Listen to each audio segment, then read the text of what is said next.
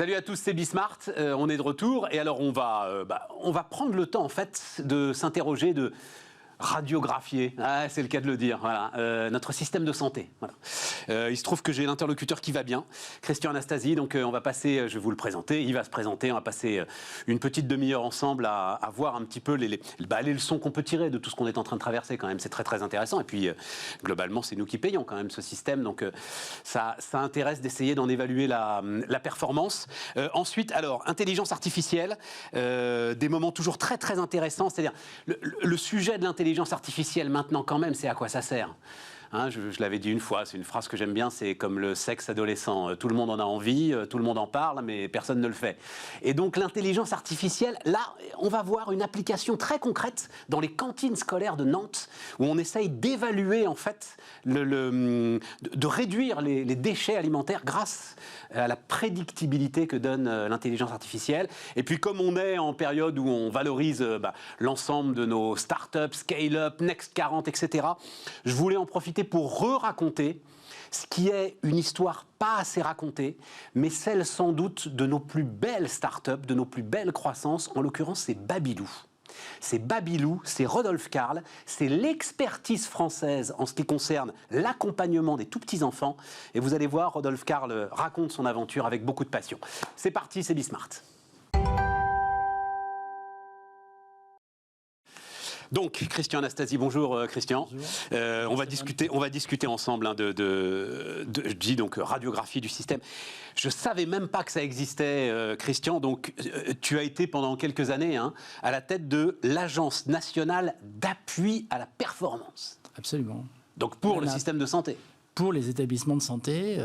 Public, privé, sanitaire et médico-social. Mais c'est quoi? C'est le cabinet d'audit, en fait, de l'ensemble du système de santé? Une agence, c'est un bureau d'appui à l'organisation et méthode. C'est ce qu'on avait autrefois dans les entreprises, tu sais, les bureaux d'organisation et méthode, c'est ça. On regarde l'organisation, on essaye de définir des bonnes méthodes pour que l'organisation soit la plus performante possible. Mais tu vas hôpital par hôpital ou tu fais ça à coup de PowerPoint sur des grands systèmes? Alors, pas beaucoup de PowerPoint. On construisait les solutions avec des acteurs différents, de différentes régions. On construisait ensemble. L'agence et des établissements de santé publics, privés, de différentes régions. On essayait de définir ensemble des solutions. Par exemple, comment se fait-il que les services d'urgence soient encombrés alors que des lits vides sont dans les services? Donc, on essayait de voir avec des médecins, des soignants, des ASH, des directeurs. ASH, je ne sais pas ce que c'est, ASH. Des agents de service, ouais. tout le monde, ouais. tous les personnels, ouais. Des ingénieurs, des directeurs. Pas seulement, tu vois, on n'était pas centré sur les seuls directeurs, mais on était centré sur tous les personnels, tous les professionnels de la santé. Et on travaillait avec eux, on leur disait, voilà, Stéphane, c'est quoi votre solution pour améliorer les choses? Et les gens ont plein d'idées, parce qu'ils vivent ça tous les jours. Et donc, on recensait ces idées, on les rassemblait dans un format à peu près lisible. Les uns et les autres se critiquaient, disaient, oui, non, c'est pas comme ça. Bah oui, à Nantes, ils disent ça, mais nous, à Nice, on fait comme ça, et ainsi de suite. Et progressivement, se sédimente une pensée un peu intelligente qui émane du terrain, qui remonte sous forme de recommandations, et ensuite, on peut dire, les recommandations que nous avons construites avec des professionnels de tout niveau, de tous horizons. Maintenant, c'est ça, mais derrière, on nous parle de mandarin, de baronnie, de systèmes complètement sclérosés, silotés, qui ne bougent pas. Donc, quand tu arrives avec tes recommandations... étonné de voir que les professionnels du terrain, ils sont très, très imaginatifs. Ah, mais ils ont plein d'idées. Moi, je pense que... Et il suffit de leur donner la parole. Ça doit être les premiers à hurler sur l'inefficacité du système, parce qu'ils sont face à la vie et à la mort, quand même, ces gars-là. Oui, absolument. Et donc, quand on fait confiance aux professionnels de terrain, quand on instruit leur imaginaire et leur imagination avec un peu de savoir-faire et un peu de patience et un peu d'humanité, eh bien on arrive à dégager des solutions qui sont très intéressantes et qui sont d'autant plus intéressantes qu'ensuite elles s'imposent facilement puisque les uns et les autres savent qu'elles ont été construites avec des pairs. Et par voie de conséquence, ça se développe assez facilement. Donc maintenant, tu es président de Persan Conseil qui fait la même chose à titre privé finalement. Voilà, exactement. C'est ça. Exactement. Hein, c'est ça le truc. Moi, je suis en appui. Je ne suis pas un conseiller, je suis un appui. Question, je vais dire, elle est très ouverte et en même temps elle est précise, réponse franche et brève, parce que c'est une réponse, tu peux en faire un colloque, je suis sûr, Christian, mais il en est où notre système de santé? Je n'arrive pas, en fait, le sujet de ce Covid, là, et quand on regarde, quand on essaye d'élargir la focale, c'est que je pense que la santé, la réforme de toute façon, c'est un truc de temps long. et que là, on se retrouve projeté dans une actualité quotidienne, j'ai l'impression, qui fausse la vision. Donc c'est quoi? On est le pire système de santé d'Europe, on est le meilleur, on est à la mi-chemin. Où est-ce qu'on est par rapport à nos comparables, justement? Ce qu'il faudrait, c'est que tu sortes un peu des frontières, tu vois, et que tu ailles voir, par exemple, si tu as un problème de santé assez grave, tu vas dans d'autres pays et tu vois comment on est traité. Alors, je vais en Allemagne, par exemple. Eh ben, tu verras comment tu es traité. Tu es traité par des établissements qui sont d'un niveau comparable à celui de la France. La France est un très beau système. C'est un très beau système où tout le monde est égal. Il y a pas, on ne te prend pas toi parce que tu es journaliste renommé chez Bismarck et que tu as ta carte American Express. On te prend...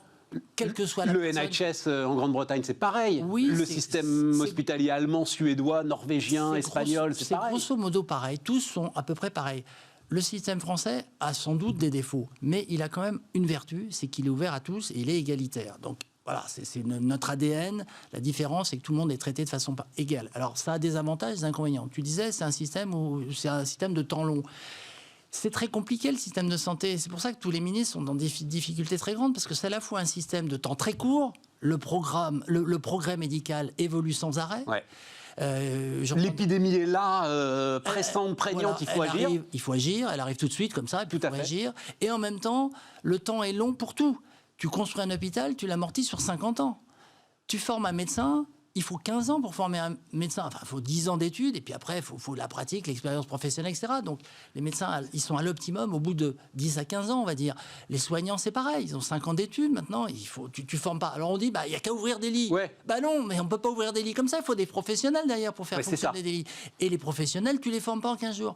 Donc, le système français, il est comme tous les systèmes de santé, il se heurte à la confrontation entre un temps très court, qui est celui du progrès médical. Le président de l'Unicancer disait, il n'y a pas très longtemps, dans une conférence, un professeur de médecine, qui disait tous les 15 jours, 3 semaines, on est obligé de se remettre en cause dans nos protocoles. C'est un temps très court. Et ce temps très court, il se confronte à un temps très très long.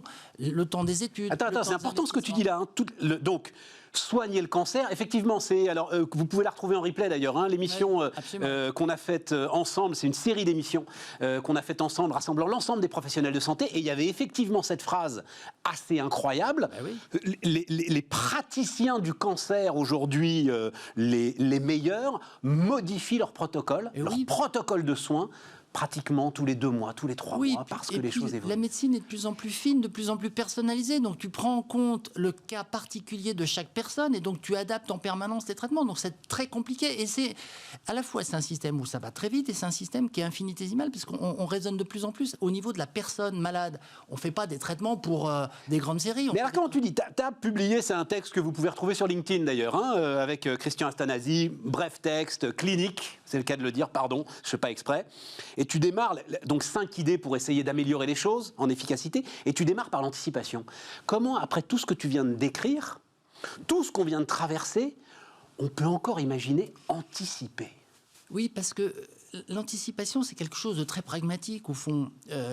On est toujours tentés, les uns et les autres, de raisonner à très long terme. Alors, tu vois émerger des réflexions sur l'hôpital 2030, des choses comme ça. Mais dans le long terme, on sera tous morts, comme disait Keynes, et puis par ailleurs, tout le monde s'en fout, parce que personne ne pourra vérifier ce qui a été dit 20 ans ou 30 ans après. En revanche, on constate des phénomènes récurrents depuis un petit moment. Par exemple, il manque de professionnels de santé de haut niveau dans les établissements notamment publics, depuis plusieurs années. Ça, c'est un constat. On va essayer de corriger le tir. Comment on anticipe la correction de ce fait dans les 2-3 ans qui viennent? C'est ce que font tous les chefs d'entreprise, la plupart des organisateurs. On fait sauter le numerus clausus. On fait sauter le numerus clausus. Pour l'entrée. Mais oui, mais ça, comme tu le dis, c'est dans 10 ans qu'on aura les professionnels de santé. C'est dans 10 ans. Mais ça fait des années qu'on constate ces choses, et ça fait des années qu'on n'a pas anticipé les conséquences dramatiques qui allaient se passer. Donc, la culture d'anticipation, elle n'est pas spécifique au monde de la santé. Il y a un certain nombre de courbes que tu peux quand même prolonger. Mais tu peux prolonger quand même un certain nombre de courbes. Nonobstant les à-coups qui surviendront. Quand tu as des effectifs vacants depuis un certain nombre d'années dans les hôpitaux, les statistiques du CNG, du Centre national de gestion des professionnels de santé, font sortir qu'il y a des endroits où il y a 30% de postes vacants. C'est pas possible de continuer comme ça. Donc, une culture d'anticipation, c'est dire... Il va forcément à un moment y avoir une crise, il faut corriger. Et attends, quand tu dis poste vacant, c'est pas des raisons budgétaires. Non, c'est qu'il n'y a pas les personnels pour qualifiés pour ces postes-là. Donc, cette culture d'anticipation, la défense nationale l'a fortement développée. Parce que les militaires, ils s'attendent à ce que chaque jour, il y ait un attentat. Chaque jour, donc, ils essayent d'anticiper les choses en essayant de préfigurer un certain nombre de conséquences, par exemple, d'un manque de produits. Alors, tu as vu, il n'y a pas très longtemps, il y a une boîte française, j'ai oublié le nom, qui est spécialiste de la vision nocturne. Absolument. Bon, le gouvernement français a interdit qu'elle soit achetée par des Américains. Absolument. Parce que le ministère de la Défense se dit, si on perd cet atout, le jour où on risque d'avoir un problème. On risque d'avoir un problème. Donc, ils sont toujours en train d'anticiper et ils se disent, il faut conserver sur le territoire national, même à un niveau échantillonnaire, même une petite unité ou deux, il faut pouvoir conserver un certain nombre de structures qui, en cas de coup dur, pourront être développées. Pourquoi pas pour la santé? Pourquoi est-ce que, justement, on n'arrive pas à avoir cette logique que tu décris là? Eh bien, parce que peut-être, je n'ai pas d'explication absolue, mais peut-être que dans le monde de la santé, cette espèce de confrontation permanente entre un temps long et un temps très court fait que c'est difficile d'avoir une culture d'anticipation. On a tendance à se dire le progrès va tout régler et puis dans 10 ans ça sera complètement différent. Donc on a envie de faire des projections à 2040, mais on se focalise pas sur qu'est-ce qui va se passer dans 18 mois si on fait rien et si on a des constats depuis 3 ans, qu'est-ce qu'on devrait corriger. Est-ce que c'est pas aussi un système qui est à ce point à bout de souffle aujourd'hui qu'il est de toute façon à gérer l'urgence en permanence? Il n'a plus le temps de réfléchir en fait. Alors, il a géré l'urgence en permanence. Je crois que la posture du ministère de la Santé, c'est un peu... Alors, a subi un mouvement là aussi contradictoire. C'est-à-dire qu'elle s'est enrichie de multiples agences, de multiples compétences tout autour, mais en même temps, l'État, le noyau dur du système, l'État, qui s'est enrichi de beaucoup de compétences, a du mal à faire la synthèse de toutes ces compétences. Et d'une certaine façon, il y a une espèce de contradiction entre avoir beaucoup d'expertise et pas beaucoup de capacité de décision. Et ça, on le voit un peu partout. Ça, on l'a vu avec le Covid. Exactement. Clairement. Quand on remonte le fil, quand on essaye de remonter le fil de la pénurie de masques au début de l'épidémie, c'est vrai que c'est quelque chose d'ahurissant. Et oui, et donc... 14 ou 15 interlocuteurs différents qui ont un avis à donner sur un sujet comme alors celui-là. Ça, c'est de mon point de vue, si je caricaturais les choses, je dirais...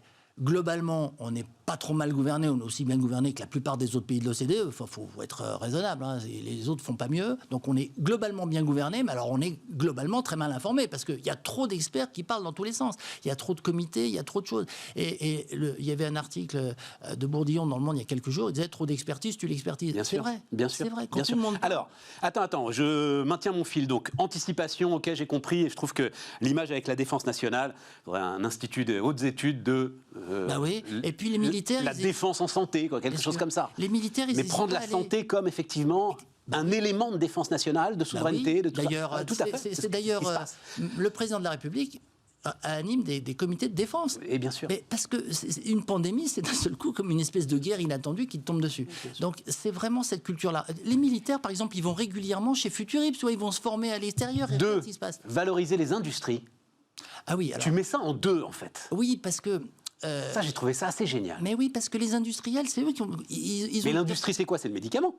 Alors, d'abord, l'industrie, elle est mal connue dans notre pays.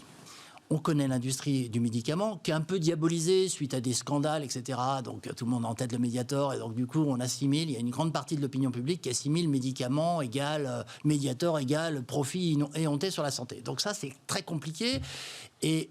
On peut comprendre ceux qui véhiculent ce genre d'idées, mais en même temps, on ne peut pas le partager, parce que quand même, les industriels, c'est quand même eux qui, en permanence, essayent d'adopter... c'est quand même formidable d'avoir un vaccin en moins d'un an. Enfin, c'est extraordinaire, tout ce qui s'est fait. Donc voilà. Et puis, c'est un domaine qui est mal connu de la part des autorités sanitaires. Alors, je parle bien des autorités sanitaires, parce que les autorités, Bercy, le ministère de l'Industrie, ils savent très bien qui sont les industriels, ils savent très bien ce qu'ils font. Mais tu vois, j'ai assisté à une réunion il n'y a pas très longtemps, comme on va à pas mal de réunions, et il y a quelqu'un qui dit, quelqu'un qui travaille au ministère, qui dit « Ouais, mais l'industrie biomédicale française n'existe plus ». Mais c'est la 4e industrie du monde, l'industrie biomédicale française. Et il y a des tas de gens qui se battent tous les jours pour inventer des choses. La 4e du monde. Ouais, et en plus, elle est exportatrice, et la balance commerciale des DM, ce qu'on appelle des dispositifs médicaux, est excédentaire. C'est un des fleurons de la France. Donc, je trouve que il faut déjà savoir ce que c'est. Mais bien sûr, je ne le savais pas, Christian. Ben voilà. Et ensuite, quand tu mets en perspective ce que j'ai dit tout à l'heure sur la défense, maintenir à un niveau échantillonnaire, essayer d'avoir un peu de tout. On fabrique des respirateurs, il n'y a plus qu'une boîte, ça serait bien de la préserver parce que le cas échéant, on peut augmenter les cadences, mais peut-être voilà, tu vois, avoir cette vision qu'a la défense nationale d'une crise possible, ça oblige tout le monde à se dire finalement, si on avait un besoin, ce serait bien qu'on sache ce que font les industriels et comment ils pourraient nous aider pour gérer cette crise. Ouais, mais alors là, et d'ailleurs, t'apprends des tas de trucs. Je savais pas non plus, puisque Sanofi va mettre ses usines à disposition alors peut-être AstraZeneca, si ça se confirme ou pas, bref, ses usines à disposition pour remplir des flacons, en fait, c'est-à-dire remplir des flacons de vaccins. C'est une expertise. Je ne savais pas ça. Il y a faire le vaccin, mais derrière, il faut remplir et puis il faut remplir 2 milliards. Et il faut bien les remplir exactement. Enfin, voilà, et ça, c'est une expertise. Et Sanofi a cette expertise industrielle ici chez nous, quoi. Bien sûr, on a beaucoup d'expertise, on a beaucoup de savoir-faire. Donc il faut déjà le valoriser parce que les industriels, évidemment, ils sont toujours à l'affût de ce qui va être mieux. Ils sont capables de métaboliser toutes les connaissances scientifiques qui s'accumulent pour essayer d'apporter des produits qui correspondent à la demande des médecins. Parce que l'industrie ne travaille pas comme ça tout seul. Le médecin, il lit dans la presse médicale internationale qu'il y a une innovation, qu'il y a un nouveau traitement. Il va demander aux représentants, à son directeur et puis aux représentants de l'industrie, à leur dire alors, quand est-ce que j'ai le même produit que les autres, quoi. Et donc, du coup, il y a une pression de la part du corps médical et des sachants médicaux, des savants, etc., sur l'industrie qui elle-même métabolise tous ces savoirs pour essayer d'apporter une réponse, parce qu'elle sait très bien qu'elle fait des investissements considérables. Si elle veut gagner de l'argent, il faut qu'elle soit quand même up-to-date. Il faut qu'elle soit qu'elle mette à disposition des produits innovants. Sinon, personne n'achètera ces produits. Dans ce cadre-là, Christian, considéré comme une victoire de rapatrier le Doliprane, est-ce que c'est la bonne... Tu vois, je croise anticipation, respect des industries, etc. Je ne tombe pas forcément sur rapatrier le Doliprane. Non, mais je pense que derrière tout ça, il faut changer la culture. C'est-à-dire qu'il faut se dire... il faudrait que l'administration de santé adopte... Alors, je caricature en disant ça, bien évidemment, mais si je fais à grosse maille, il faudrait que l'administration de santé, qui se targue de faire un peu de promouvoir de la santé publique, c'est-à-dire d'être un peu étrangère à toute considération bassement matérielle, qui fait de la santé publique, et c'est très noble et c'est très bien. Mais il faudrait que de temps en temps, sa culture de santé publique se croise avec la culture de la DGE, de la Direction Générale des Entreprises, ou du ministère de l'Industrie, ou du ministère du Budget, pour que les deux cultures se partagent. Alors, elles se partagent de temps en temps, par exemple, dans le Conseil supérieur des industries de santé, tu sais, qui est un conseil présidé par le Premier ministre et qui essaye justement de créer cette culture commune. Mais j'ai pu constater, moi, pendant 10 ans... Une structure de plus, hein. Non, là, c'est un petit conseil qui était... non, d'accord. Je ne suis pas pour l'empilement des structures. Non, mais de temps en temps, c'est un lieu de concertation, si tu veux. Non, mais voilà, c'est comme tu dis, il faut qu'ils se rencontrent, il faut qu'ils se parlent. Il y a un endroit où... Les gens se parlent. Et cette culture, cette appropriation de la culture industrielle par le monde de la santé devrait être encouragée, facilitée, de telle sorte que le gars qui travaille dans la santé se dise, tiens, un jour, j'aurai peut-être besoin d'un industriel. Alors, au lieu de le diaboliser tous les jours, je vais peut-être faire en sorte qu'il travaille et qu'on travaille ensemble, parce que peut-être qu'il a une innovation qui va me rendre service. Peut-être qu'à un moment ou un autre, il va faire quelque chose qui va être très très intéressant en termes de prise en charge des cancers ou en termes de prise en charge de la chirurgie. Troisième point, tu dis efficacité de la dépense. Mais alors là, tu vas retomber. Alors ça, j'ai grandi avec ça, moi, tout jeune journaliste. Le plan Juppé. Oui. La gestion comptable de notre système de santé. Et il semble que ce soit l'horreur. Il semble que ce soit le début de la fin, le déclencheur de l'ensemble de nos échecs derrière. Non, moi je dirais pas ça. Je dis qu'il y a moi non plus, hein, c'était de l'ironie. Oui, tu as raison. Non, mais on pourrait tenter d'avoir ton propos. Mais en fait, alors, tu parles de Juppé. Juppé, il a inventé quelque chose qui était le projet de loi de financement de la sécurité sociale. Ce qui voulait dire que le Parlement était informé des évolutions du système sur plusieurs années. On mettait en perspective les choses et on ne raisonnait pas année par année, on changeait de braquet en quelque sorte. Donc je trouve qu'une vision un petit peu prospective des phénomènes sur plusieurs années permet aux députés de voter un budget de... Oui, mais toi, tu dis efficacité de la dépense. Oui, parce que c'est ça le sujet. Je vais te prendre un exemple. Tout le monde demande plus de moyens pour la santé. Sans arrêt. Tout le monde. Il n'y a pas une personne, tu n'entends pas une personne qui dit on a assez de moyens. Bon, alors, tu vas prendre l'exemple des États-Unis. C'est le pays qui dépense le plus pour sa santé. Ils sont en 24e position en termes d'espérance de vie dans le monde. Ouais. Donc, ça ne sert à rien de demander des moyens si on les dépense mal.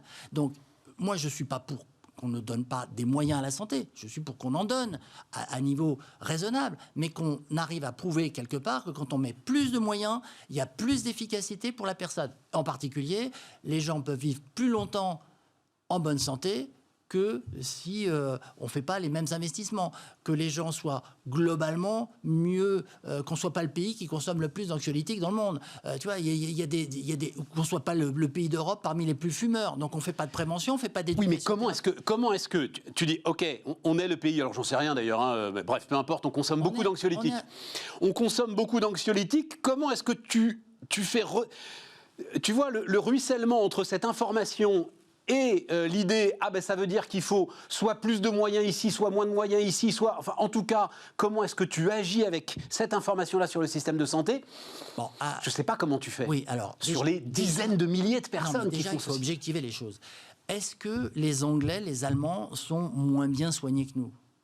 Si tu raisonnes comme ça, déjà, tu peux... C'était ma première question. Voilà, c'est ta première question. Et tu peux comparer. Et tu réponds pas trop, quoi, visiblement. Si, mais j'y reviens. J'ai parlé qualité là, mais maintenant on parle efficience. Et sur l'efficience, on dépense per capita, grosso modo, 40 milliards de trop par rapport à des pays comparables. C'est-à-dire que là où l'Angleterre est à 9% du PIB, nous on est à 11%. Est-ce que les indicateurs de qualité macro, l'espérance de vie en bonne santé, sans handicap, etc., est-ce que c'est mieux en France ou pas? J'ai pas la réponse, mais il y a des tas de questions qui se posent. Et quand tu as des milliers de professionnels qui défilent dans la rue pour dire on veut plus de moyens, alors que déjà on est un des pays qui dépense le plus, et qu'on sait très bien que dépenser plus, toujours dépenser plus, sans avoir de critères d'évaluation de la dépense, ça permet pas forcément d'avoir des bons résultats. Donc à un moment ou à un autre, il faut que les gens se posent. Le ministère a des moyens, il y a des tas de centres publics de recherche. Tu as le GCS Mines, le Conseil de gestion scientifique de l'école des mines, tu as le Centre de recherche transition de l'école polytechnique, tu as des ministère, tu as des tas d'esprits bien formés, tu as l'adresse, tu as le HCAP, tu as tous ces gens-là qui sont très très intelligents et qui pourraient très bien être regroupés dans une sous-direction, dans une organisation quelconque au sein du ministère, pour essayer d'évaluer si la dépense publique qu'on fait en France, qui est supérieure à la moyenne des pays européens, elle produit des effets sur la santé qui sont supérieurs à d'autres des produits. Oui, mais tu n'as pas le droit de faire ça. Mais si, mais non, tu n'as pas le droit. Tu vas être accusé de tous les maux. Tu n'as pas le droit. Bien sûr que si, tu peux. Qu'est-ce qu'il y a, c'est ton portable qui sonne là? Non, mais bien sûr que si, tu peux. Ça arrive. Hein. Oui, ça arrive, pardon, c'est du direct. On ne triche pas. Non, mais bien sûr que si tu peux, si à un moment ou à un autre, on te dit, dans notre pays, les prisons sont dans un état dégueulasse. Mais par ailleurs, on dépense beaucoup plus dans la santé que dans d'autres pays. Tu peux te dire, tiens, si on dépense un peu moins dans la santé... Non, la réponse de la France, ce sera aller prendre l'argent aux riches.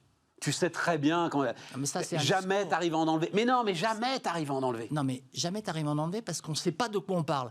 Moi, ce que je préconise, c'est d'essayer d'objectiver les choses et de faire des conférences comme celles que tu organises, de dire voilà, en France, on dépense 40 milliards de plus que nos voisins allemands et nos voisins anglais. Est-ce que c'est pour 40 milliards de plus, est-ce qu'on a des services en plus. À population comparable, j'imagine, si tu ramènes... Oui, voilà, c'est ça. C'est le PIB per capita. Voilà. Donc on compare des choses comparables, on compare des pays comparables, de niveau de développement comparable. La France dépense 40 milliards de plus que l'Angleterre et l'Allemagne. Même si tu agrèges, parce que c'est toujours le sujet dans les comparaisons internationales, même si tu agrèges les assurances privées. Oui. C'est vraiment budget global, oui, et public-privé. Je voudrais vérifier les chiffres si tu poussais vraiment très loin dans les retranchements. On pourrait faire des études un peu comparatives, mais moi, globalement on est à 240 milliards de dépenses d'assurance santé. Là-dessus, c'est financé à 190 par l'assurance maladie, grosso modo. Je me trompe peut-être dans les chiffres, mais c'est des ordres de grandeur. Et derrière tout ça, c'est quand même l'essentiel, c'est de la dépense publique. Je te dis, et je te répète, qu'on dépense plus en France pour des résultats qui ne sont pas plus probants. Sauf si on nous le prouve. Donc moi je dis pas, je fais pas un procès d'intention, je dis pas on dépense mal, mais qu'on nous le dise, qu'on objective les choses. Et ça, il y a des tas d'esprits bien cortiqués. J'ai cité administratif. Oui, puis même des écoles de recherche. Christian, il reste 3 minutes. Il reste 3 minutes et il y a une question aussi qui m'intéresse, c'est autour de l'innovation. Est-ce que Sanofi a raté, pas raté? On verra ce qui va se passer avec AstraZeneca. Comme on dit, c'est un temps long et peut-être que dans un an, le vaccin de Sanofi, on sera très content de l'avoir et il sera très efficace et pas cher et facile à stocker. La gestion de l'innovation, quand même, et particulièrement de l'innovation en santé en France. Est-ce que là, on va assez vite? Est-ce qu'on prend assez de risques? Est-ce qu'on accepte de faire les paris qu'il faudrait faire?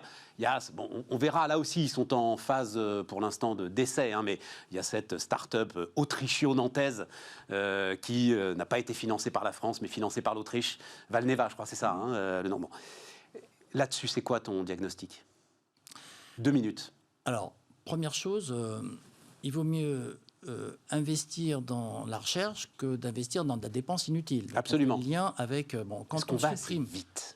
Est-ce que l'ensemble de ce qu'on vient de décrire, ça freine pas complètement et ça sclérose pour aller le vite, système? il faut des moyens. Et là, moi, je suis parcimonieux sur ce qui est de la gestion courante, autant sur la recherche, il faut investir massivement si on veut vraiment que des gens réfléchissent. Et quand je vois qu'on coupe des crédits de recherche pour payer davantage de salaires dans des endroits qui ne sont pas forcément stratégiques, il y a des questions à se poser. Je ne dis pas que ce n'est pas bien. Je dis qu'il y a des questions à se poser, qu'il faut objectiver tout ça. Il faut donc investir beaucoup dans la recherche. Et la deuxième chose, c'est qu'il faut... la France est dans un pays, dans une situation paradoxale où il y a plein de gens plein de start-up qui émergent. On est un des pays où il y a le plus de start-up en santé.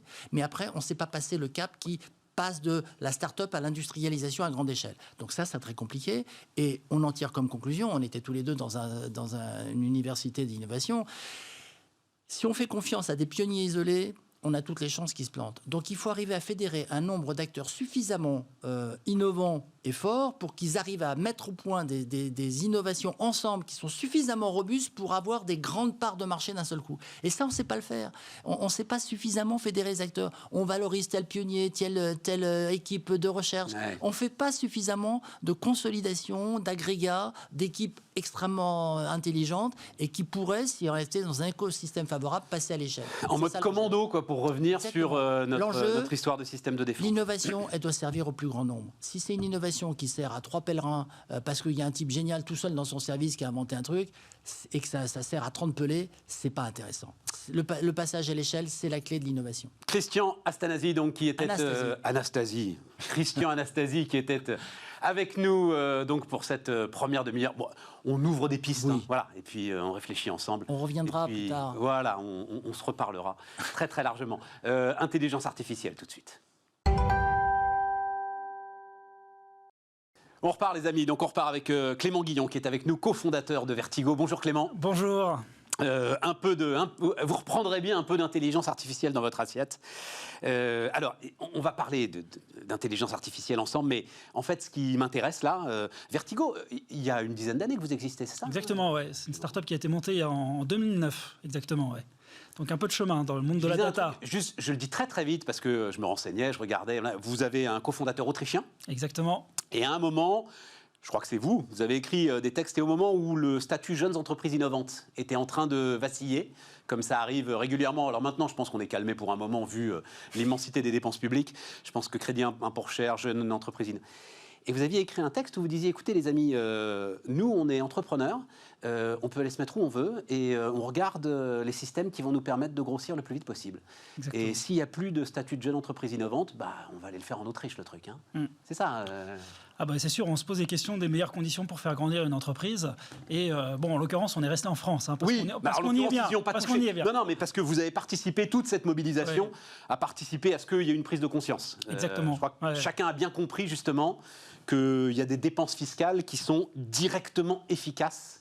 Et voilà, je voulais surtout dans notre domaine, surtout où on est beaucoup de R&D, beaucoup de frais, donc du coup effectivement les conditions peuvent avoir un impact majeur, notamment avec toute la fuite des talents. Bon, c'est un enjeu de cramer du pognon, oui. Voilà, à grande échelle. Exactement. À grande échelle, on est en plus dans cette ambiance Next 40, etc. Donc voilà. Racontez-moi intelligence artificielle pour essayer de réduire le gaspillage alimentaire dans les écoles de Nantes, les 97 cantines scolaires de Nantes. Exactement, c'est un super projet, c'est un très beau cas d'application de l'intelligence artificielle en fait, parce qu'on parle beaucoup de la techno, mais on parle finalement assez peu des usages. Et les usages, là, le sujet a été amené par la Nantes Métropole, par le maire adjoint de Nantes, qui nous a proposé dans le cadre de cette agglomération, de travailler sur la réduction du surplus généré dans les cantines scolaires. Donc on ne parle pas trop de gaspillage, parce qu'en fait, la nourriture, elle n'est pas gaspillée, mais on parle de surproduction, en fait. Et l'idée, c'est d'utiliser l'intelligence artificielle qui permet, en fait, finalement, de faire des supercalculateurs pour prédire, pour anticiper, en fait, la consommation dans les cantines avec suffisamment d'avance pour pouvoir, en fait, ajuster les consommations, les stocks, les repas. Parce que juste, il faut préciser, ils veulent faire, pour aider les familles au maximum, ils veulent faire table ouverte. C'est-à-dire que vous pouvez arriver le matin en disant le petit mange à la cantine. Voilà. Exactement. Il n'y a pas de préinscription sur la semaine. Non, il y a une très grande flexibilité. Ce qui est évidemment génial. Ce qui est normal. Mais après, du coup, effectivement, ce qui oblige à avoir une très très bonne compréhension de l'affluence des enfants dans les cantines en fonction, effectivement, de tout ce qui peut se passer, et notamment du contexte. Vous avez agrégé 10 ans de données? Exactement. Ouais, 10 ans de données, c'est ce qu'il faut pour nourrir les algorithmes d'intelligence artificielle. On se nourrit de l'historique pour comprendre en fait les patterns, les corrélations entre tous les facteurs. Et là, on a justement utilisé toutes les bases de données qu'utilise aujourd'hui Nantes Métropole, mais comme beaucoup d'autres, tout ce qui est open data et data ouverte qui sont mis à disposition des grandes agglomérations pour construire des applications. C'est un très bon exemple, justement. Bon, et alors, c'est quoi? C'est en cours?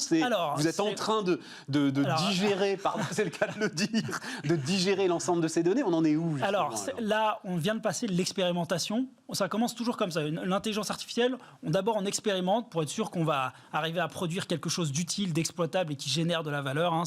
C'est la bonne pratique. Donc là, on a fini une expérimentation de 4 mois où, en fait, on a fait des tests sur les années passées. On s'est servi de l'année 2018 et 2019 pour expérimenter le modèle. Comme si elle n'avait pas eu lieu. Exactement, pour s'assurer en fait que les modèles vont donner quelque chose, générer une valeur. Donc là, on s'est rendu compte de quoi? C'est qu'on s'est rendu compte qu'on peut réduire de 25% le surplus grâce au modèle. Donc, grosso modo, pour 100 repas aujourd'hui précommandés, il y en a à peu près 10 qui sont en surplus. Et aujourd'hui, grâce à l'intelligence artificielle, on a un potentiel pour réduire ce 10 à 6,5, 7, voilà, en première instance. Donc, ça veut dire quand même beaucoup de potentiel quand on voit le nombre de repas. Ouais. Oui, parce que, alors, j'ai pas noté, je crois que j'avais vu passer le film, 97 cantines scolaires, je sais pas, 300-400 gamins, enfin... C'est 15 000 repas par jour. Ah oui, voilà, c'est ça. Ouais, 15 000 repas par jour, donc on voit... Ça veut dire c'est à peu près un gain de 400 repas par jour, donc c'est beaucoup. Et donc, petit à petit, on va aller... Comment est-ce que ça se passe, justement? C'est quoi? C'est un ordinateur dans un coin qui tourne et qui... C'est-à-dire, aujourd'hui, 14 263 repas. C'est ça le truc, C'est presque ça. En fait, c'est un modèle qui tourne dans le cloud quelque part, mais ce qui est important, vous l'avez dit, c'est comment ça s'interface en fait avec ces 90 personnes qui travaillent dans les cantines, dans la cantine centrale de Nantes Métropole, donc ça fait beaucoup de monde. Donc l'idée, en fait, c'est de les informer suffisamment en avance, donc on parle même de 4-5 semaines en avance, de leur dire, voilà, dans 4 semaines, vous allez avoir tant d'enfants qui vont venir à la cantine ce jour-là. Et pour pouvoir leur permettre, effectivement, d'ajuster les commandes vis-à-vis des fournisseurs et d'ajuster la préparation. Et donc, aujourd'hui, on a fait l'expérimentation donc purement mathématique, où on sait exprimer un résultat, une prévision, on sait qu'elle est bonne. Et maintenant, la suite, ça va consister à s'intégrer dans les outils de gestion de commandes, dans le quotidien en fait, de ces agents de cantine, pour voir sous quelle façon en fait il faut adresser ces prévisions pour que ça soit le plus impactant, sachant que voilà, on parle d'intelligence artificielle, donc il ne faut pas faire des choses trop compliquées, il faut que ça soit accessible, il faut que ça donne une information claire. C'est génial, c'est pour ça que c'est génial. Ça sera sûrement sur une petite interface simple ou ça peut être un email, ça peut être un fichier Excel, ça peut être n'importe quoi. L'idée, c'est vraiment de pré-mâcher l'information. Tu vois, Clément, on est tous là, mais c'est peut-être à y réfléchir forcément, avec notre ego boursouflé, notre libre arbitre, etc. Et en fait, ce que tu nous dis, c'est qu'on est prévisible. Nous tous, là, êtres humains qui pensons être uniques, on est ultra prévisibles. Alors, dans une certaine mesure, oui, parce qu'en fait, ce qu'on se dit, c'est que l'IA, ça a pour but de reproduire les schémas de calcul de la vision, la voix humain. Et en fait, effectivement, dans beaucoup de cas, on se dit, moi, j'aurais pu deviner ce que dit l'algorithme, parce qu'on sait à peu près qu'un tel jour, s'il y a des frites à la cantine, s'il y a telle ou telle chose, ça va générer telle influence. Mais en fait... il y a des frites, j'avais pas pensé aux frites. Mais oui. La première chose qu'on sait, la qualité du menu. Exactement, c'est est-ce que les frites vont faire venir plus les enfants? Et alors, oui. Et la réponse est non. La réponse est non. Non, en fait, c'est le poisson, c'est les journées végétariennes qui font venir le plus les enfants. Ça alors? Oui, tout à fait. Parce que les parents se disent que ça va leur faire du bien. Alors, il y a plusieurs paramètres, par exemple aussi parce que la journée poisson, c'est le vendredi. Et le vendredi, en fait, c'est une journée de forte affluence dans les cantines. Ouais. Bon, voilà pourquoi, pour des raisons d'organisation. On est épuisé. Et donc, en fait, c'est là où on voit, effectivement, que l'IA, en fait, peut nous donner quelques surprises. Parce qu'on pourrait avoir des petits biais qui sont, en fait, des biais cognitifs, où on se dit, en fait, les enfants, ils viennent pour les frites. Mais en fait, on peut avoir des... C'est pour ça que c'est intéressant de creuser et de voir que mathématiquement, on peut avoir des surprises. Donc, on n'est pas si prévisible que ça. Vous êtes... Alors, juste, on le dit d'un mot, mais tu reviendras, parce que je voudrais qu'on parle de Vertigo. Parce que, globalement, aujourd'hui... j'ai été voir sur votre site, c'est de l'intelligence artificielle appliquée aux problématiques d'entreprise. Vous faites ce démonstrateur là pour les cantines et ça permet d'en parler, c'est génial, on fait connaissance. Mais globalement, alors je voyais, il nous reste 2 minutes pour en parler, mais il se trouve que c'est une de mes passions. Vous avez une plateforme prédictive de pricing. Oui. Donc pricing, fixer le prix des choses. C'est un métier. Je peux vous le dire comme ça, alors c'était avant, mais chez Air France, vous pouvez avoir le prix d'un Paris-New York qui va être modifié 1600 fois en 24 heures. Bon, voilà, c'est des trucs comme ça. Sauf que tout a volé en éclats, là, Clément. Oui. Il y a plus... Vos données compilées dans tous les sens, là, en fait, elles ont explosé sous le coup du Covid. Oui, alors avec le Covid, ça a rajouté un petit peu de complexité, on ne va pas se le cacher. Mais en fait, ce qui est intéressant, c'est qu'une fois passé la zone complètement erratique, où en fait on ne comprend pas le comportement des gens, pourquoi ils achètent ça, le papier toilette dans les supermarchés, etc. En fait, on se rend compte que les modèles, là où ils sont forts, les modèles, c'est qu'ils sont très vite capables de comprendre. Et donc, en fait, même après 2 semaines d'une période de turbulence, les modèles, déjà, ils commencent à recomprendre comment on s'est adapté à ces nouveaux modes de consommation, comment les gens consomment leurs billets d'avion, leurs transports, leurs courses dans les supermarchés. Et en fait, on arrive à gagner assez vite. Mais on ne peut pas prédire l'irrationnel. Bien sûr. Voilà. Mais si je reprends mon billet d'avion, parce que la clé, en gros, la clé du pricing, c'était modifiable, pas modifiable. Ouais. Or là, tous les billets d'avion doivent être modifiables. Sinon, les gens ne les achètent pas. Tout à fait. Ça, la machine, en fait, il suffit de lui envoyer l'information et elle va elle-même tout recalculer avec ce nouveau paramètre qui est pourtant un paramètre fondamental. En fait, ce qu'on essaye de faire, c'est la force de ces modèles, c'est d'être capable de calculer toutes les corrélations, tous les scénarios possibles et de prendre le meilleur. Et c'est là où, en fait, nous, l'être humain, on ne peut pas se battre parce qu'en fait, on ne peut pas qualifier autant de dimensions. Mais par contre, la machine, elle le peut. Et donc, elle va nous faire quoi ? Elle va nous donner des scénarios et à nous après de choisir le meilleur. Mais effectivement, c'est toute la puissance de l'IA. Bon, Clément, on se reparle bientôt, justement pour parler de la façon dont l'IA peut aujourd'hui rentrer dans les entreprises, parce que c'est la grande demande de tous ceux à qui on parle. L'IA, elle est où ? Qu'est-ce qu'on en fait ? Mais on en a envie, on en a besoin. Il y a des tas de tâches, on ne peut plus. Il faut automatiser tout ça, etc. Et tout. Énorme potentiel. On parle de milliers, de milliards de valeurs générées potentielles pour l'IA. Aujourd'hui, on en est à un stade de maturité. On est au début. On est à peu près, c'est 20% d'adoption de l'IA dans les entreprises. Donc on a encore un long chemin. Mais ce qui est sûr, c'est que la valeur, à l'image des cantines, à l'image du prix ou encore de bon nombre de cas, la valeur, elle est démontrable. Donc il faut y aller. Clément, on s'arrête. Vertigo qui reviendra. Et donc, histoire de croissance, Babylou, Rodolphe Karl, il nous racontait ça en octobre dernier.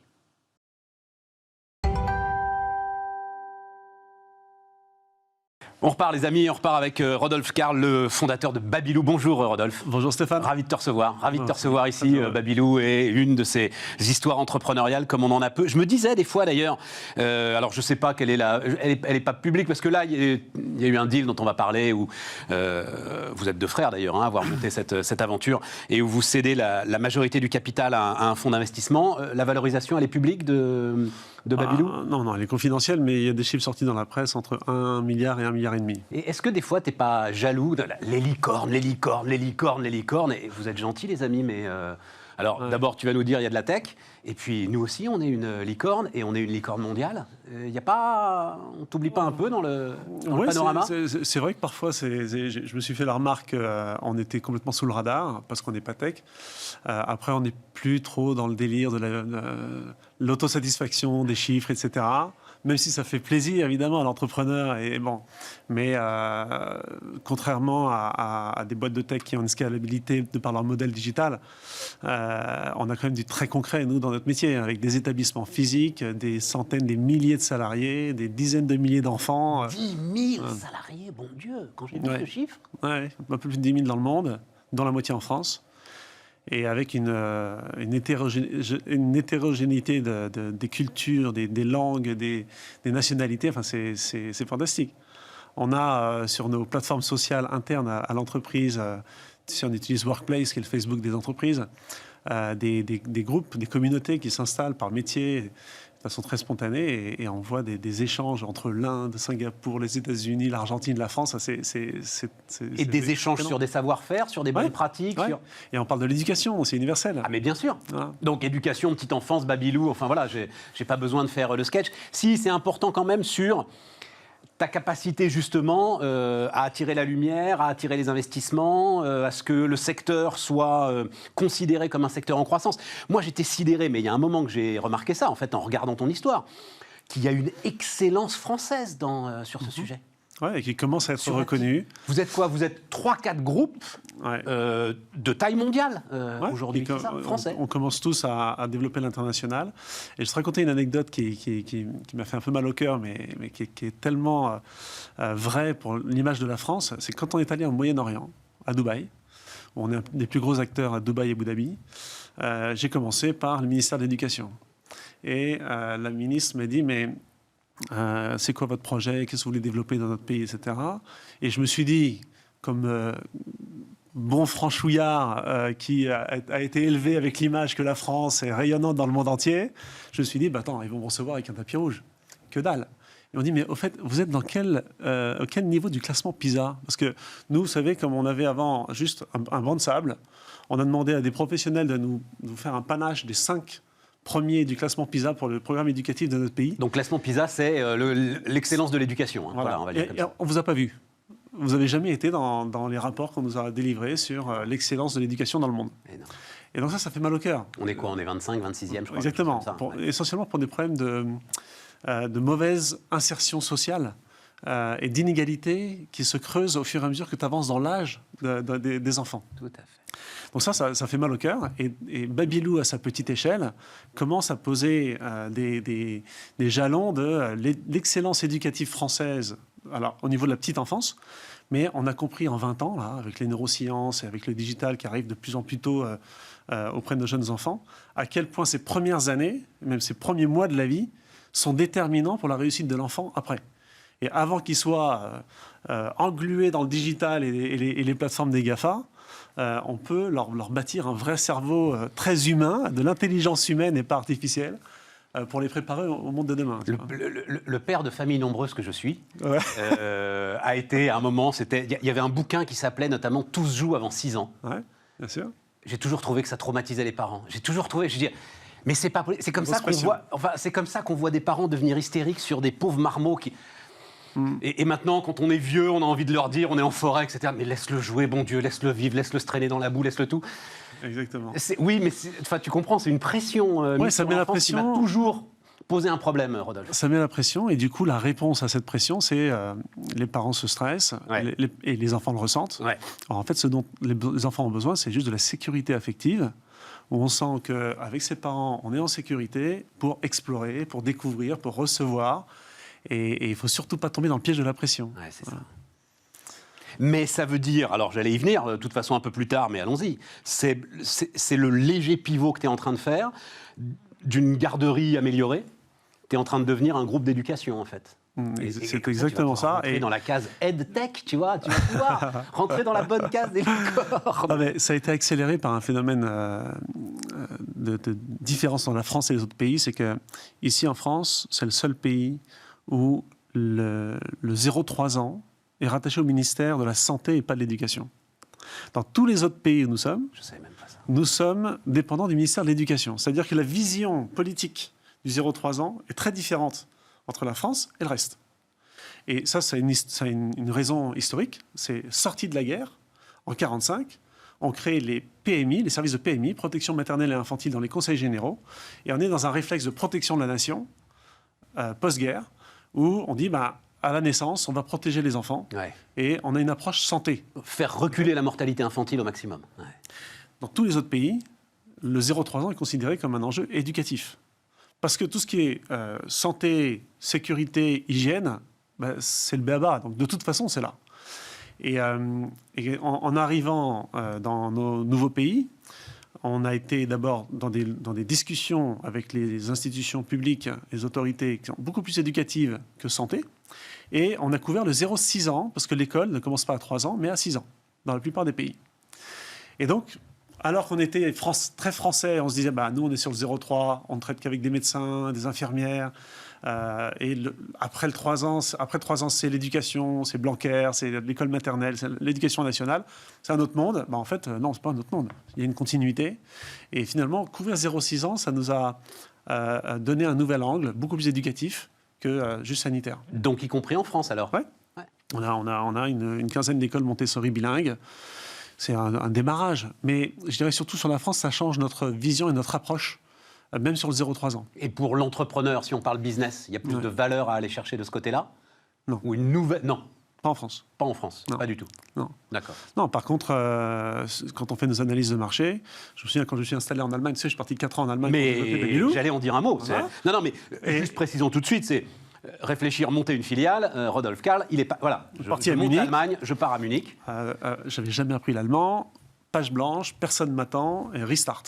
Voilà. Je quitte mes 4000 salariés à Paris, qui je dis avec un COMEX hyper qualitatif, que des pros, que je drive depuis 10 ans. Et puis je leur dis, je vais moi-même me mouiller, et puis il ne faut pas que je me plante, parce qu'il faut que je montre l'exemple. Bon, ça a fonctionné, on est leader en Allemagne aujourd'hui, on fait presque 100 millions de chiffre d'affaires maintenant en Allemagne. Conseiller du gouvernement même à un moment. Tout à fait. Parce que la politique de la petite enfance est un vrai sujet, enfin était un vrai sujet en Allemagne à un moment. Oui, ils se sont très bien rattrapés, parce que maintenant ils dépassent la France en coverage. Ce que je voulais dire, c'est quand je suis parti en Allemagne, tout le monde s'est foutu de ma gueule. On dit, mais les Allemands ne font pas d'Allemands, les Allemands ne font pas d'enfants. Et donc, il y a un marché qui est minuscule, et en plus, c'est mal vu les femmes ne travaillent pas. Voilà, de travailler lorsqu'on a quand on a une maman de jeune enfant. Exactement. Bon, sauf que mon terrain de jeu, c'est pas le 0-3 ans. Si je parle business et entrepreneur, c'est pas 0-3 ans, c'est 0-6. Donc, peut-être qu'il y a moins de natalité, mais on couvre 2 fois plus de tranches d'âge. Donc, mon cœur de cible, c'est pas les 2,4 millions d'enfants en France, c'est 6 millions d'enfants allemands. Et finalement, quand on se dit juste, on fait un raccourci, il y a moins de natalité dans un pays, d'abord, c'est pas figé, parce que depuis 2014, ça ne cesse de monter, et ils sont en train de rattraper la France. Et nous, on baisse. Et ensuite, on a une taille de marché beaucoup plus élevée. Ouais. Bon, la croissance face au choc. Donc, toute cette histoire de croissance, elle s'est pris, elle aussi, et alors dans des conditions particulièrement difficiles, j'imagine. Ouais, elle s'est pris le choc du Covid. Il faut, en fait, la façon dont je pose la question maintenant aux entrepreneurs comme toi, c'est qu'est-ce que tu as appris de ce choc, de la gestion de ce choc? Qu'est-ce que tu as appris? Je pensais être résilient, parce que tu apprends avec l'expérience et tout. Là, on est passé dans un niveau de résilience, et je parle émotionnel et psychologique aussi, qui n'a rien à voir, énorme. Notre capacité à absorber les chocs, et de toute façon, on est sur le pont, il faut avancer, il faut rassurer les équipes, les clients, il faut être capable de bien délivrer quand on va réouvrir et s'adapter, mais toutes les 6 heures ou 12 heures. Ouais, Parce que quand vous gérez 11 pays, dans un métier ultra réglementé, qui est très sensible sur le plan sanitaire et social, et dont les gouvernements vont avoir besoin pour relancer la machine économique à la sortie, je crois qu'on ne se rend pas compte de l'agilité dont on doit faire preuve à une échelle immense. Toutes les 6 heures ou 12 heures, on avait une nouvelle disposition, soit opérationnelle sanitaire à implémenter dans nos crèches dans un pays ou un autre, soit de business model ou de subvention à plugger dans notre modèle, pour qu'on ne meure pas pendant ce confinement et qu'on puisse être opérationnel avec tout notre personnel à la sortie. Donc, moi, je crois que le premier enseignement, c'est la résilience et l'agilité. Ouais. Et nos équipes ont été incroyables. Voilà, c'est ça. Incroyables. Et je trouve que cette adversité à laquelle on a dû faire face a énormément soudé les entreprises et a fait tomber, mais du jour au lendemain, toutes les barrières psychologiques au changement. C'est tout ce qui est installé. Ça, on peut pas, c'est compliqué. On peut pas changer ça. En fait, là, tout est tombé d'un seul coup. Et on le voit aussi à l'échelle du gouvernement. Dans les rapports entre le patronat et les syndicats, tout à coup, il y a des automatismes qui étaient installés depuis des décennies qui disparaissent. Et on prend plus de temps, on prend plus de temps pour parler d'un sujet de réforme, on passe à côté de la loi parce qu'on n'a pas le temps de trop discuter, il faut juste délivrer. Et la France était championne du monde sur le sujet. Même les Français, ils ont réussi à dépasser ça. Et les lourdeurs administratives... Alors, question juste structurelle, mais l'une des clés du succès de Babylou, ça a été de s'adresser aux entreprises.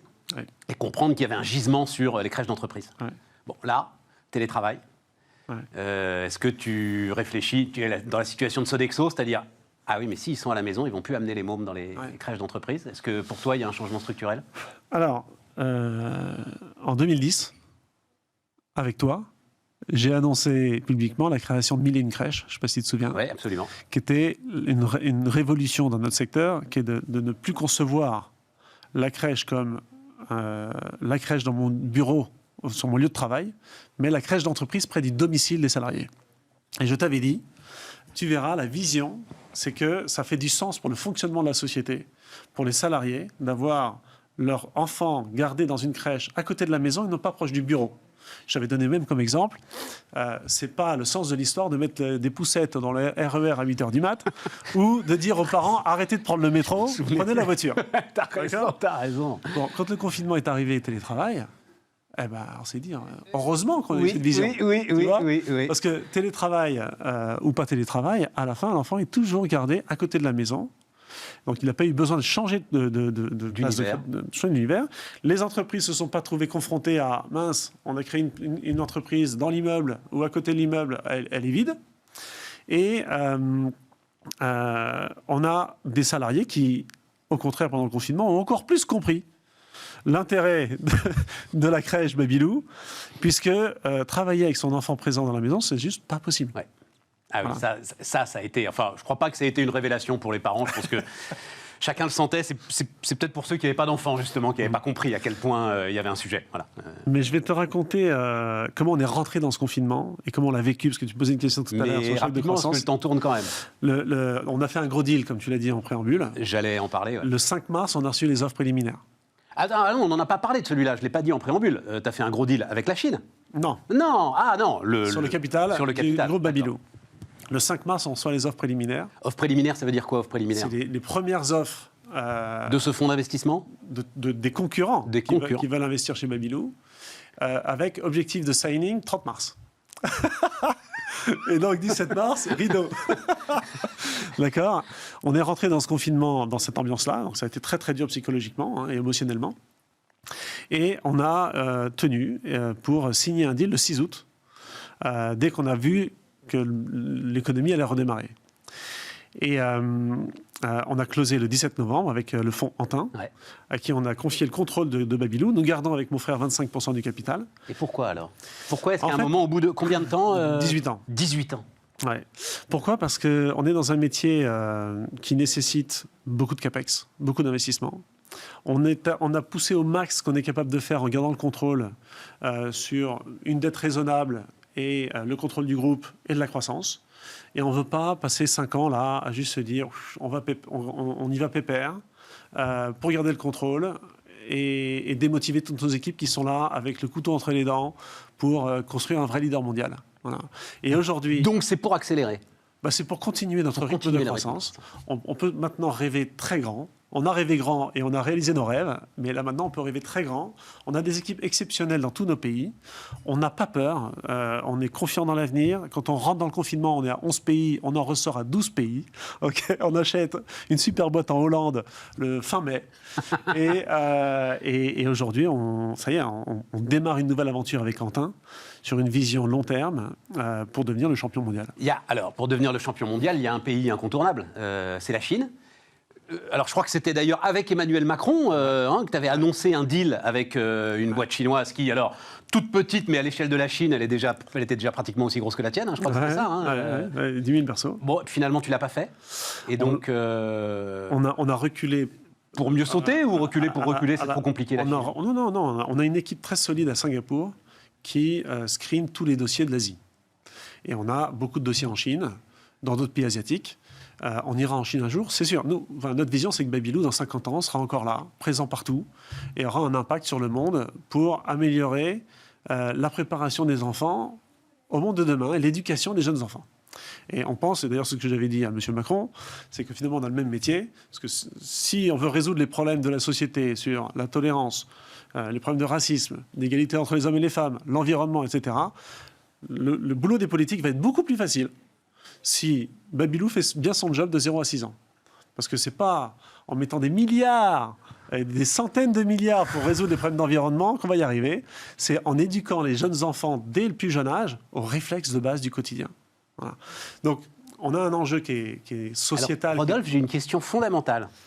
Ouais. Particulièrement importante en ce moment. Mm-hmm. Les valeurs que tu diffuses. Ouais. sont les mêmes partout dans le monde? Alors, les valeurs sont communes à tous nos pays et à toutes nos équipes. On s'associe avec des entrepreneurs dans chaque pays. On ne rachète pas des boîtes. On s'associe avec des entrepreneurs qui partagent nos valeurs et qui veulent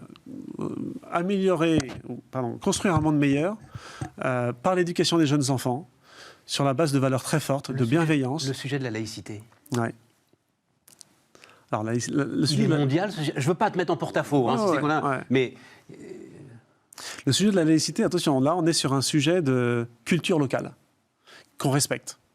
Et si, dans un pays, nous sommes installés... je te prends même l'Allemagne, on n'a pas besoin d'aller dans des pays très loin. En Bavière, il y a une vraie connivence entre l'Église et l'État. Absolument. Hein, et on doit le respecter. C'est pas parce qu'on est français qu'on va chercher à imposer dans tous les autres pays où on s'installe notre modèle sur un sujet comme ça. Donc, quand on a fait notre gouvernance internationale, un socle de valeurs communes, indispensable. Et on travaille 3 choses seulement. People, performance et quality. Et on ne vient pas toucher à la culture éducative locale. Okay, on aide les boîtes qu'on rachète à grandir très vite sur comment est-ce que les people suivent et comment je manage 200 crèches alors qu'avant j'en manageais 20. Comment je garde de la performance économique et sociale alors que je grandis très vite. Et comment je délivre de la qualité qui s'améliore. Parce que quand on a 20 crèches, on a l'œil partout. Quand on a 200, c'est pas pareil. Et donc, il y a des méthodes, des outils, des référentiels, des organisations. Et c'est notre savoir-faire d'entrepreneurs, de gestionnaires que nous exportons dans plein de pays. Mais on ne vient pas changer les cultures locales. C'est presque le début d'une prochaine interview. Parce que les 3 items, je pense aux entrepreneurs qui te regardent, là, qui font « mais comment ça, il ne va pas nous les raconter maintenant, ces 3 items en gros, comment est-ce que j'arrive à gérer et à nourrir ma croissance ?» C'est notre savoir-faire. C'est notre savoir-faire d'entrepreneur. Mais c'est un savoir-faire propre à Babylou et propre à l'activité très particulière tout à fait. Que tu mènes aujourd'hui. Avec des référentiels de management, avec des outils, des systèmes, de la data, du digital. Et c'est ça tes barrières à l'entrée, en fait. Ah oui, y a pas, ça pour le coup, il n'y a pas d'autre groupe, aucun groupe mondial n'a développé ça. Même le leader américain qui fait 2 milliards de dollars de chiffre d'affaires, il n'arrive pas à s'exporter à l'international, comme on le fait. Et donc bientôt 2 milliards de dollars. On va y aller, c'est sûr. On va y aller. C'est une question de temps. Rodolphe Karl, le fondateur de Babylou, était notre invité sur Bismart.